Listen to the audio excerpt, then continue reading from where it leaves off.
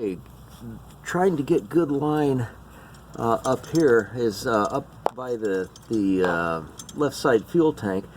It's grimy, but it's actually in good shape. So basically here is a good section that I can connect to.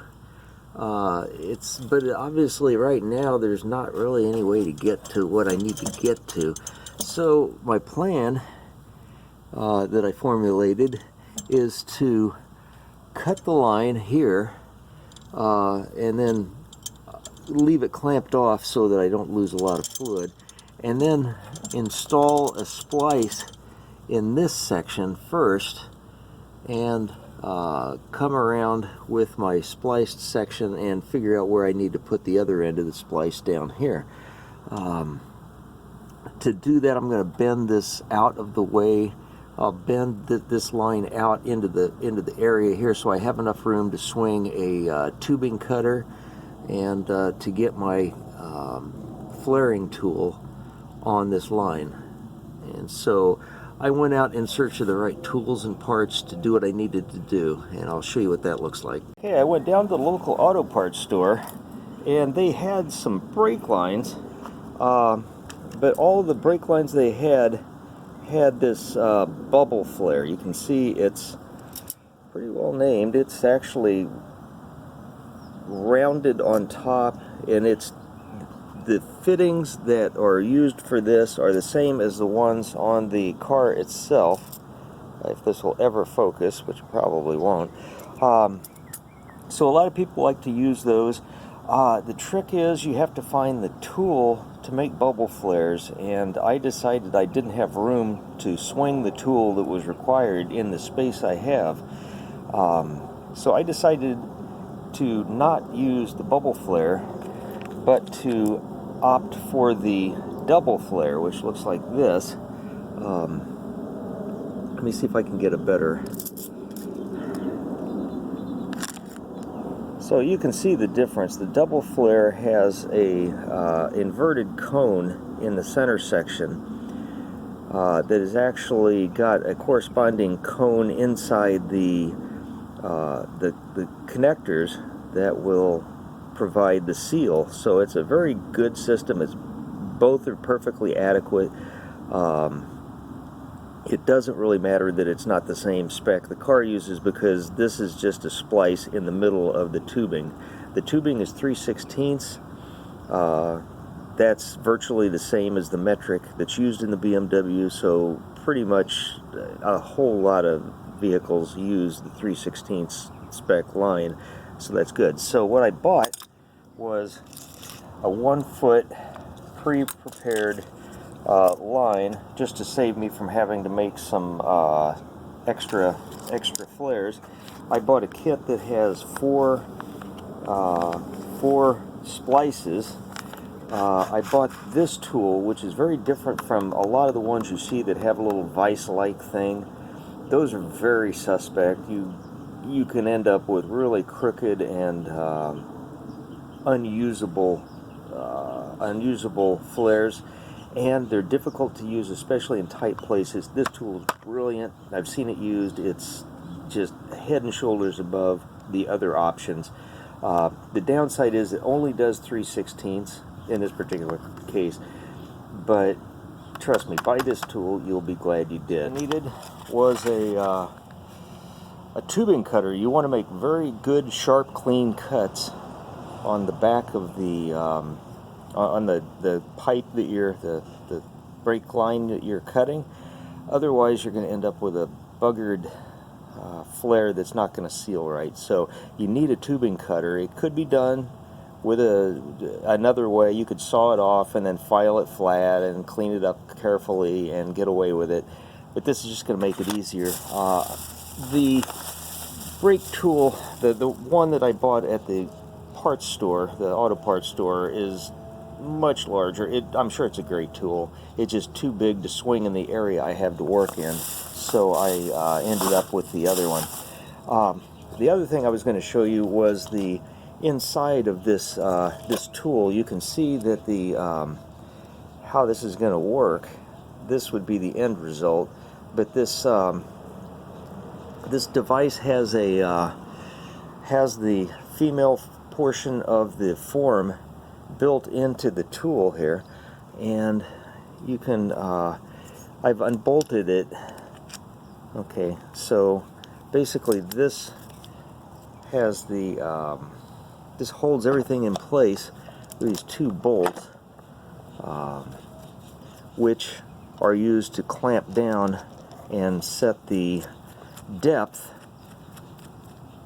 that you're going to set your pipe in. So this clever little device here, you can see through here, it actually brings, you can bring your pipe up to this line automatically just by feel, by pushing it up, tightening down these bolts with a 10mm wrench, and once that's snug, you take this out and you use your form. And I'll show you how all that works under the car. The other thing to think about is this is the die. You see this die that's built into the tool here has two ends, and this end, although I doubt it's ever going to focus properly, is concave, and that will form kind of a rounded, almost looks like a bubble flare whenever you compress the end of the tubing down into the die, and then you flip it around and you use this one, which you can see just as a flare, and that pushes the bubbled flare out into the proper double flare, and it's just an amazing tool. You'll see how that works. The trick is going to be to cut this brake line somewhere in here, and hopefully not make too much of a mess. I've already got it clamped off with this, so I should be able to cut it here. I'll probably end up dropping some fluid from the upper part of the hose, but basically, as nasty as this line is, it shouldn't be too hard to break it. I'm just going to crimp it with these cutters and then just work it until it separates, and with any luck I've pinched it shut here, so it's not going to leak too much. Too much being the key. I'm going to give it another pinch up here just to slow it down for now. I'm still going to lose the same amount of fluid either way, but it's well, the trick now is to get this bent around, and I'll have to reform this after the repair. But to get it bent around where I have access to this one straight section here, where I'm going to use to put my clamp, my connection. So this is not rusty. It's fine. That's nice. So I'm going to get my cutter in there. I should have room to swing it. You can see why I need a small one, because there's really not a lot of room to work there. Hey, there's a slight change of plans. Having the tube out in this area looked like I had enough room, but even this little cutter is just a little too big to swing in that area. So I just bent the tubing over here between the exhaust and the subframe and the gas tank, where I should be able to rotate it pretty well. So I've got the tubing cutter in place, and I'm tightening down the cutter, and we'll start rotating it and incrementally tightening it down until I cut the entire tube off. So I won't make you suffer through that whole process. It's going to take a little while because of the location. I've managed to cut it off. You can just barely see the end of the tube here. I will pull it over into the correct position, but I'm going to do that after I get the splice on it, that 1 foot patch tube hooked up to it. So let's go ahead and flare this now and get that done, and then we'll move on to the next step. Here's one of the most important parts of this repair, because you get this wrong, you're going to be kicking yourself. Don't forget to slip the nut on before you do the flare, or you get to cut off your nice new perfect flare and start all over and put the nut on, because you just have to do it that way. So I'm going to slide this up and seat it up here where it'll kind of stay out of the way, and then I will place the tool, okay, I'm going to put the, I've got it loosened up here, as you can see.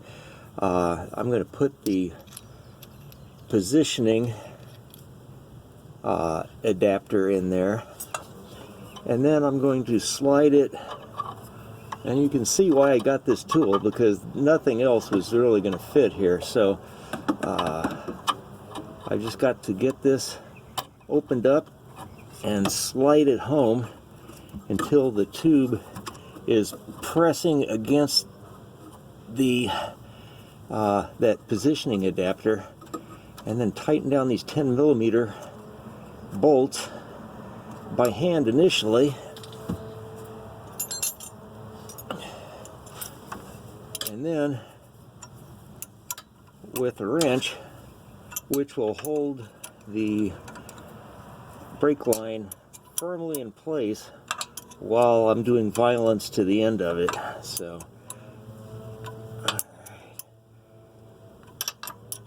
there's no way I would have gotten one of those vise-style tools in here at all. I would have ended up having to pull the whole brake line and had to drop the subframe and everything else to do it. So I've taken out the positioning adapter, and I'm opening up this little handy-dandy tub of lubricant, this dye lubricant that they give you. So I'm dipping the bubble end of the rounded end of the forming die in there, and I will basically now turn it with a 17mm wrench until it's all the way down. So what it's doing now is it's forcing that die into that tubing, which is forcing it against the back side of the die in the tool to form that first portion of the flare. Okay, so I gotta keep turning it and try not to bend the tube too much. Alright. And I gotta keep going until that tool is fairly flush with the bottom. And you'll know when that happens, it'll just get a lot harder to turn. So you can see that the tool is almost there. Okay, it's down. It just stops whenever it gets there. So now I take the tool out, this die, this positive die, and I'm going to be thorough, and I'm going to put a little dab of lubricant on the other end that forms the actual flare,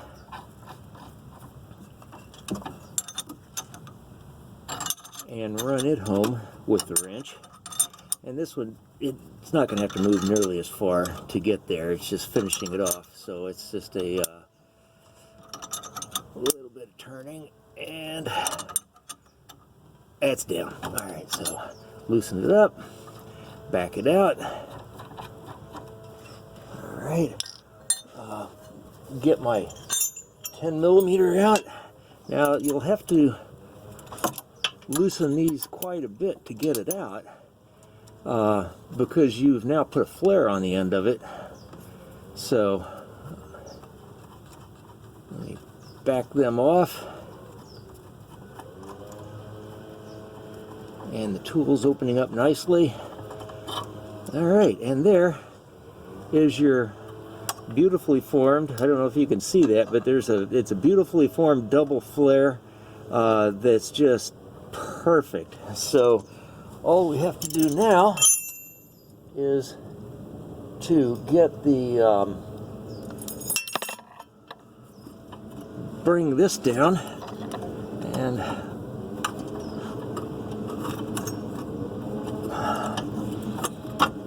alright, and then put this coupler in.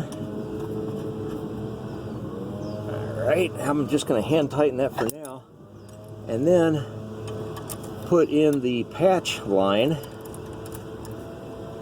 Okay, and now I'm going to turn the camera off, and I'm just going to snug these up. It doesn't take guerrilla force to get this tight. It's basically just the contact between those flares and the little positive flares in the middle of this splice is what seals it. So I just need to get a wrench this size and then this size to snug them down, which I'm going to do. Okay, so snugging these down now. I'll do the easy one first. Okay, it's good and snug, but not much more than that. So same with the top one.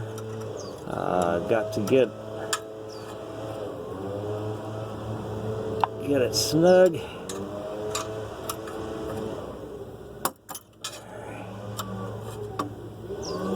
All right, and now I've got a good piece of I meant to do that. I've got a good piece of tubing that I can use to connect to the rest of the brake system, which I will I'm going to start bending it around, and we'll bring it around to where I need to connect to the good part of the line back here. So I'm going to be reforming the bends, although I'm probably not going to try to make this wacky bend that they put in from the factory. That this line started out that way. I'm just going to basically bring it a more smooth, organic kind of bend, if I can, around through here, and I'll connect it with probably zip ties to the other line, just to keep it floating free and from touching anything, which is really what matters. This is very solid, so if I connect to this one, this line is not going to go anywhere. So I'm just going to start relocating it, bending it into place, which I probably not going to be able to show you entirely, but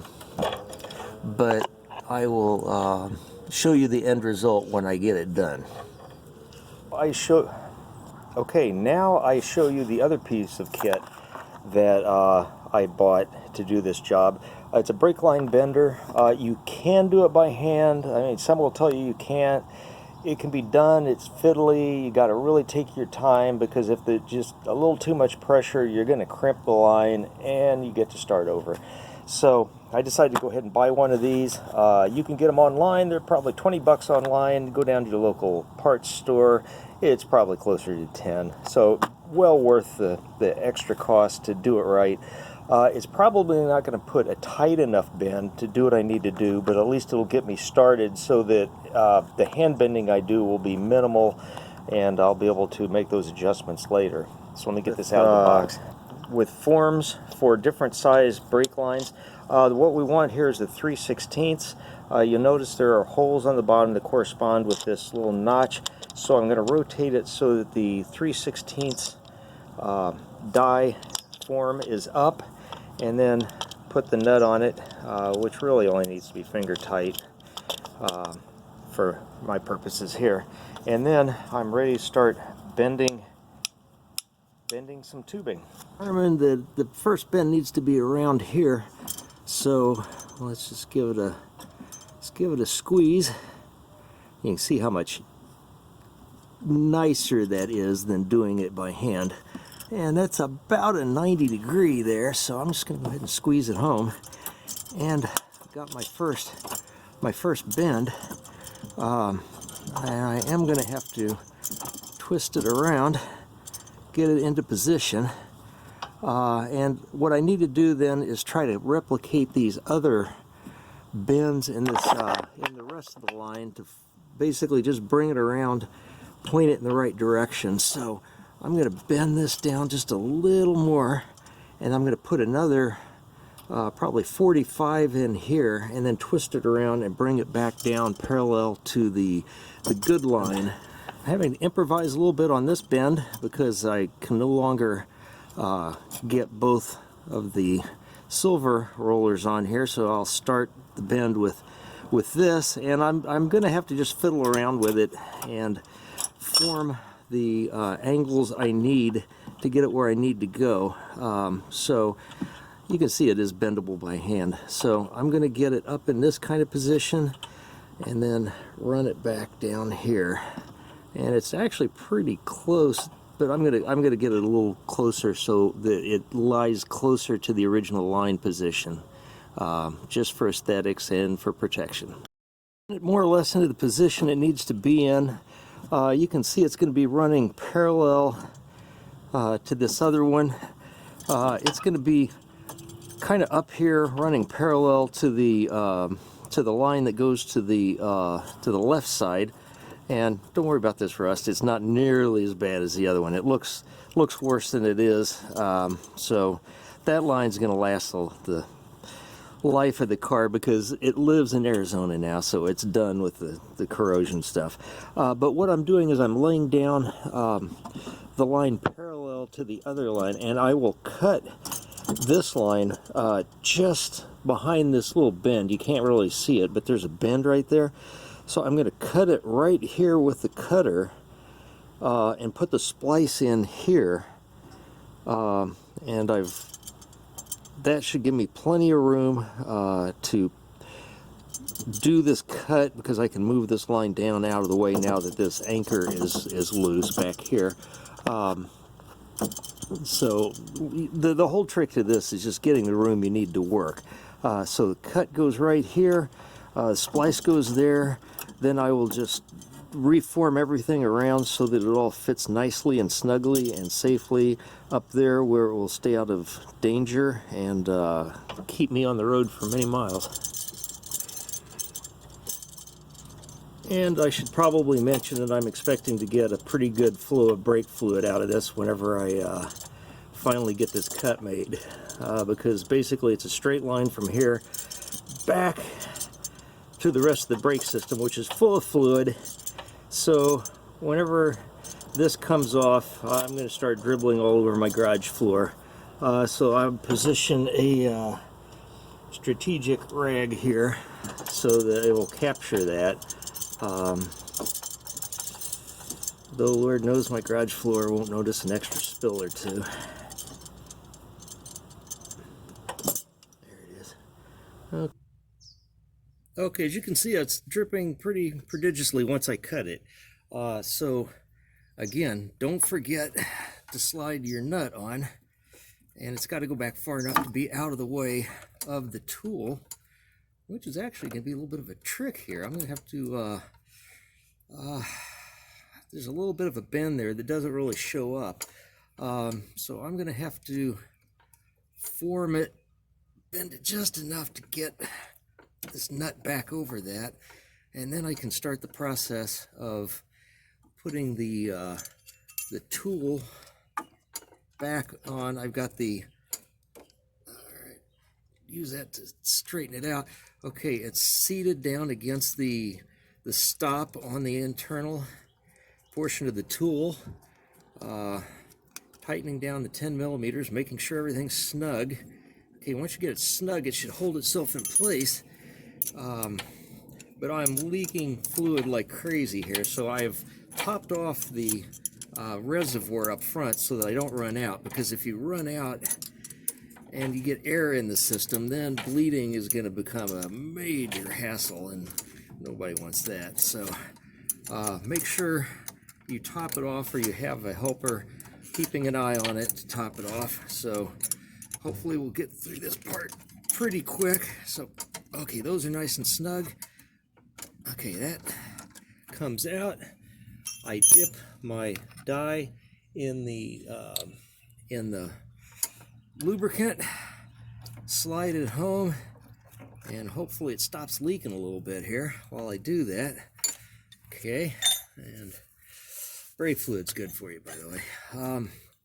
So now I'm just going to start bringing the die home.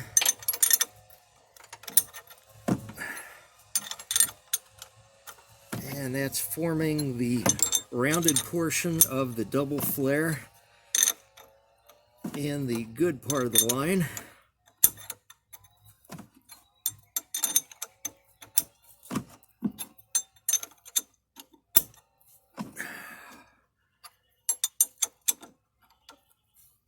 again, this you'll want to go until the die itself is pretty much down to the face of the tool. That will tell you you're done, and it'll become real obvious. You'll feel the rotation just stop. It's basically, when it's down, and the Hulk couldn't turn it further. So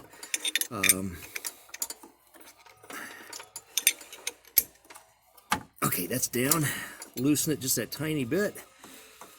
Back the die out. Dip the conical end here, this end, into your lubricant. Although I doubt it's really necessary given the amount of brake fluid that I'm swimming in here. All right, now just bring it down again, and this will take a lot less turning to get to that point. All you're doing is putting the flare in the middle of the rounded portion. And I think I'm there. Okay, back it off. Pull this out. Don't have to take it all the way out, but I did. Okay, then get your 10 millimeters and loosen them up. And you'll have to loosen them up quite a bit to get it off, because the flare is now increasing the diameter. You can see all the fluid coming out of this. It's crazy. Okay,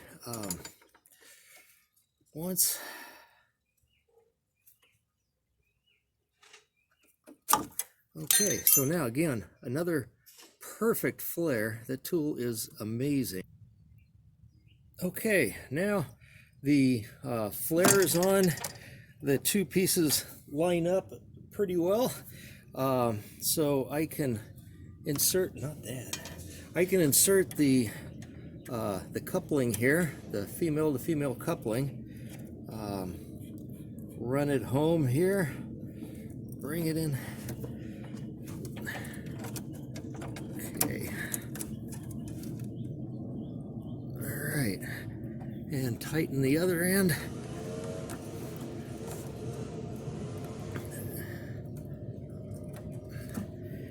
And I've at least staunched the flow of brake fluid, and now I get to snug this all down. But you can see essentially that I now have a brake line. It's going to be routed just a little bit different than the original, but perfectly fine. And I'll snug it all back down and show you the end results. Okay, the end result here. You can see that the splice is in place. It's not touching anything. It's basically running more or less where the original line did.